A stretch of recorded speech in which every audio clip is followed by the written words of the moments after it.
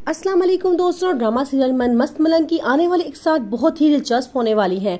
कबीर को बहुत गुस्सा आता है, वो रिया से बदला लेने की ठानता है। वो रिया के घर चला जाता है और रिया को वहां से लेकर जबरदस्ती अपने साथ आ जाता है।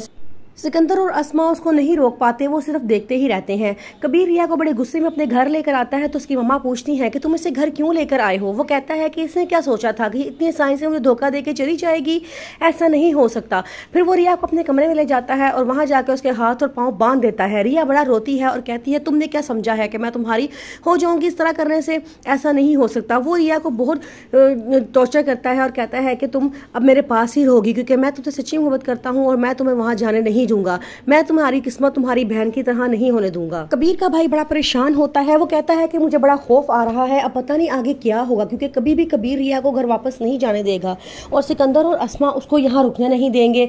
मुझे लगता है कि मामलात अब कोर्ट कचहरी तक जाएंगे और बहुत खराब हो जाएंगे। उसकी मम्मा कहती है कि मुझे चाहिए कि हम कबीर को समझाएं और कहें कि उसको अपने घर जाने दें। अगर वो तलाक चाहती है तो उसे तलाक दे दी जाए, लेकिन कबीर किसी सूरत मानने को तैयार नहीं होता। वो कहता है कि मैं इतनी जल्दी अपनी हार कबूल नहीं करूंगा। उसने मुझे धोखा देने के लिए मुझसे शादी की थी ना, तो अब उसको मैं उसके धोखे में ही मारूंगा।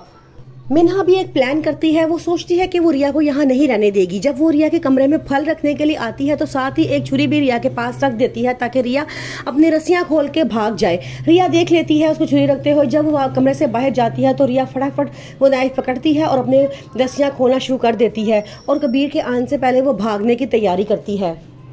उतनी देर में अचानक कबीर अंदर आ जाता है तो रिया एकदम रुक जाती है और रस्सियां नहीं खोलती। वो कबीर से कहती है कि तुमने मुझे समझ क्या रखा है, क्या तुम मुझे समझा है कि मैं मामूली सी लड़की हूँ?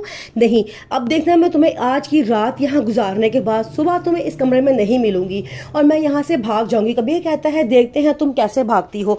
अब ये अना और जिद की जंग बन जाती है। रिया कबीर की जिद बन जाती है और अना रिया की जिद बन जाती है।